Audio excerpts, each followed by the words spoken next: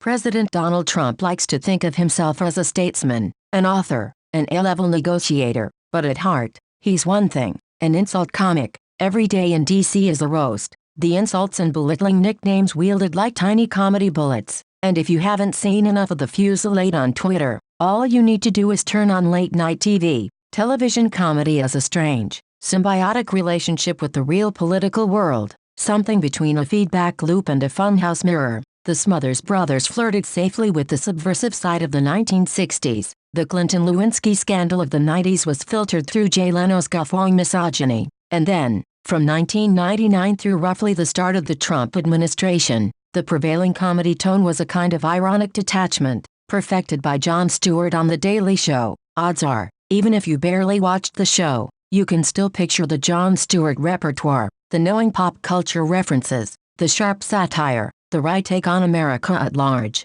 His go-to move was perplexity at the absurdity of it all, and the message was detached and a little self-deprecating. If politics was absurd, well, so were we. You have to remember one thing about the will of the people. He once said, "It wasn't that long ago that we were swept away by the Macarena." Stewart did make fun of both parties, but his style was fundamentally liberal, says University of Delaware communications professor Danica Young. Playful, subversive, at once cynical and weirdly optimistic. It was far different, she argues, from the tone of Fox News talk show hosts, who draw an audience for reasons that are almost physiological. Social science research has shown that liberals and conservatives are, on average, wired differently, with social and cultural conservatives personally more attuned to danger, worried about intruders, primed to protect an establishment under threat. There's no greater threat to the liberal establishment than Donald Trump, and in the past 3 years, something about comedy has shifted. In class, Young has her college students diagram late-night jokes and label the incongruities, the hidden arguments that aren't actually stated in the text, when they come to the May 2018 moment when Samantha Bee, in a rant about immigration on her TBS show Full Frontal,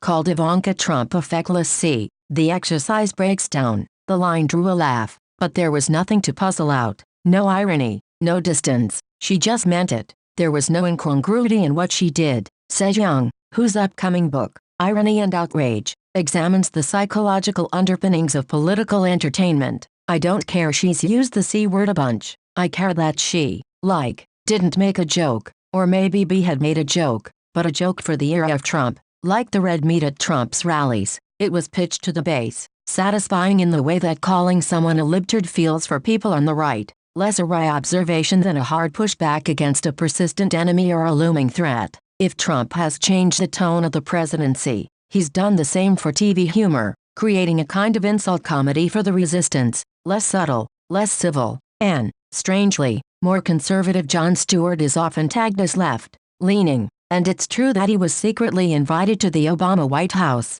but what he really represented wasn't a political perspective so much as a distance from the fray. His Daily Show persona was fit for a deeply cynical age, a naive, detached observer, trying to navigate the news, who kept stumbling across absurdity. His signature move was a reaction shot. After a news clip would play, the camera would return to Stewart, his eyes popping out as if his innocence were shattered by some fresh horror. His targets weren't only politicians. He skewered the media, lobbyists, the whole self-aggrandizing, self-perpetuating system that made politics so frustrating, and he could be mercilessly bipartisan. In one 2015 segment that predicted Trump's nickname, he mocked Joe Biden's handsiness. One punchline was a faux book called The Audacity of Grope. Then along came Trump, who wasn't part of the system at all, and thus didn't fit into Stewart's man versus the machine framework. The day Trump descended a Trump Tower escalator to announce his candidacy, in June 2015, Stewart was ecstatic.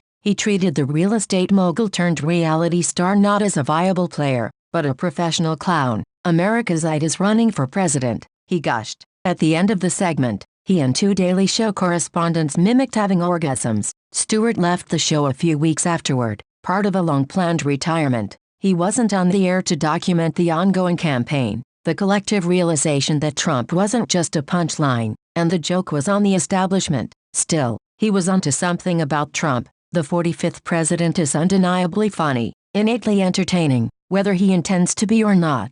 Partly, that's because he's more ridiculous than anything the sharpest writer's room could cook up. The final season of Veep felt like a loose transcription of the 2016 race. There was no better material. Even Trump's rare moments of public self-awareness can be legitimately amusing. He drew chuckles at the United Nations last September, when he said his administration has accomplished more than almost any administration in the history of our country. But he got a big, fully appreciative laugh with his ad-libbed follow-up. Didn't expect that reaction, but that's okay by and large. Though, Trump's humor is different from droll, intellectual wit. It's impulse-based and it's hyperbolic, Young says, and its broadness is a key to his political appeal. His insanely impolitic language sends the media reaching for Xanax, but to his fans, it's ongoing proof of his authenticity. At the start of his administration, many speculated that Trump would turn more measured and sober once he felt the gravitas of the office. But his insult comic persona isn't artifice. He can't be shamed or cajoled into being anyone but himself. That's great for his base. Most conservatives, love him or not, have found ways to brush off his rhetoric as Trump being Trump. But liberals see the language as not just authentic, but dangerous. They draw a straight line from the speeches and tweets to the murderous white supremacist violence in Charlottesville, the mass shooting at the Tree of Life synagogue, caged kids on the Mexican border, and nuclear retaliation threats directed toward Kim Jong-un. So the chorus of left-leaning comedians who evaluate Trump every night has switched from detached amusement to sounding the warning bells. And in posture, if not politics, the language often matches what Young has observed about conservative outrage. Not only is it positioned against fighting a threat, it's also straightforward in perspective, not a multilayered critique of a system, but a blunt roadmap for politicized anger. When satire is doing a good job, it's not just punching up, it's reminding us of our complicity, Young says. But there's no double meaning in outrage. Outrage tells you, here is the thing that's bad, here is the thing that's good. It says exactly what it should conclude. You don't have to draw conclusions. That change might be personified, these days, by Daily Show veteran Stephen Colbert, whose Comedy Central show, The Colbert Report, was a masterpiece of cynical age satire, a sustained, high-energy, high-wire parody of Fox News' Bill O'Reilly, in which the comedian played a blowhard conservative host named Stephen Colbert. The show ended, and the character was retired, before Trump entered the 2016 race, and a few months into Trump's candidacy, Colbert took over CBS The Late Show, this time appearing as himself. Candidate Trump was one of Real Colbert's first guests, and while the appearance didn't produce a moment as iconic as Jimmy Fallon's hair mussing, Colbert cheerfully let Trump repeat his campaign lines about building a wall that Mexico would pay for. The humor, at the time, was in the contrast between Trump's unapologetic Trumpiness and Colbert's bemused reaction. But these days, when he talks about Trump, Colbert isn't so easygoing. His jokes are more vicious and often less surprising. In a mid-May Late Show monologue, Colbert described a recent Trumpian insult, comparing 2020 Democratic candidate Pete Buttigieg to the Mad Magazine mascot Alfred E. Newman. I see the similarity, Colbert said, in that they both are more qualified to be president than Donald Trump. The audience roared. The band played a little victory tune, and Colbert, smiling, muttered under his breath, "They all came for that joke." Colbert has changed less than B, his fellow Daily Show alum. In 2015, B was part of the Daily Show sketch that mocked Joe Biden for groping. She played a starstruck, self-deluded reporter who had just come from a one-on-one interview with Biden, and now had brightly colored hand marks on her chest and rear end. She cheerfully explained that the then vice president had just been touching chalk, strawberry preserves, motor oil and Cheetos. The joke lay, again, in the disconnect. The audience knew Biden's behavior was wrong, but the establishment, represented by B, pretended it was perfectly normal. Today, B's faux innocence is gone. Her full frontal persona understands everything that's happening. Her fury is directed not just at Trump, but at everyone on the right. She apologized for the C-word episode, but her anger hasn't faded. A recent segment on the Alabama stringent new abortion law, sex ed for senators, explained that when a woman is designated 6 weeks pregnant, it actually measures the number of weeks from her last period, not from the moment of conception. Bet you didn't know uteruses were also time travelers, B said. That's science, bitch. Like many late-night comedians, B has also become more didactic, delivering researched lessons about the dangers of Trump's favored policies. On HBO's Last Week Tonight, John Oliver, another Daily Show veteran, offers up even more facts. The central component of his show is a weekly Rachel Maddow-style lecture,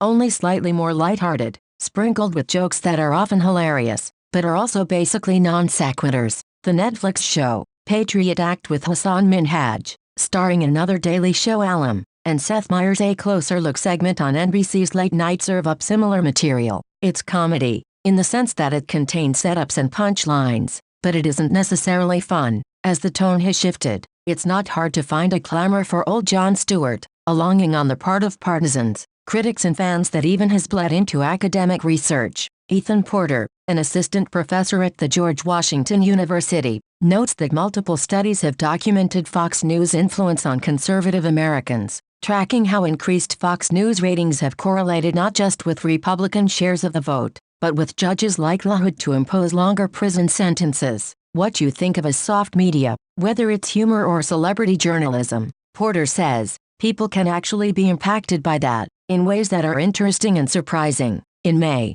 Porter and his colleague Thomas Wood, an Ohio State political scientist, published a paper in the journal Electoral Studies with the irresistible headline, "Did Jon Stewart elect Donald Trump?" Though, as with most clickbait, the actual point was more nuanced. The authors claimed that the decline in Daily Show ratings after Stewart left correlated with a higher share of Republican votes in 2016, but that turned out not to be true. After they found a computational error in their data, the authors retracted their study a week after publication. But the absence of hard proof, Porter says, doesn't mean the theory isn't true, and they're continuing to explore ways that the changing landscape of TV comedy has altered the outcomes of American elections. They may just need to factor in the fact that comedy has changed, as has Stewart himself. It's not just his increased likelihood to deliver dead serious congressional testimony, as he did this week before a House Judiciary Subcommittee, pleading for compensation for 9/11 first responders. It's not just the regret he's voiced for treating Trump as such a joke in the beginning. He also sounds different when he pops up from time to time for a comedy bit, appearing as a kind of sage, graying Jewish Yoda who pretends to be living under Colbert's Late Show desk. In one Colbert appearance last summer, Stewart's comic timing was as good as ever, but his rhetoric was less playful. No matter what you do, it always comes with an extra layer of gleeful cruelty and dickishness, he said, looking into the camera and addressing Trump directly. Then he turned to immigration, saying, again to Trump, "Boy, you ed that up." The audience laughed and cheered, but it wasn't the kind of sharp satire that had made Stewart such a meaningful cultural figure in the first place. As outrage, however, it does contain something that satire lacks, Young says, a consistent call to action that feels like the purpose of this brand of late-night comedy, not to wryly observe the world and encourage us all to do better, but to harness people's anger, make them ready to revolt. What effect that will have is open to debate. Historically, it's hard to draw a straight line between jokes and votes, but comedy, like all entertainment, can broaden awareness, rile up the base, focus attention on issues that drive emotions. It could be that this new tone will be a left-wing mobilizing force. The midterm elections drew unusually high numbers of Democratic voters. Some predict a similar wave in 2020. Late-night comedy could be a small part of that movement, but if that happens, it will be because comedians were less like Jon Stewart, the original version, and more like Sean Hannity and Trump.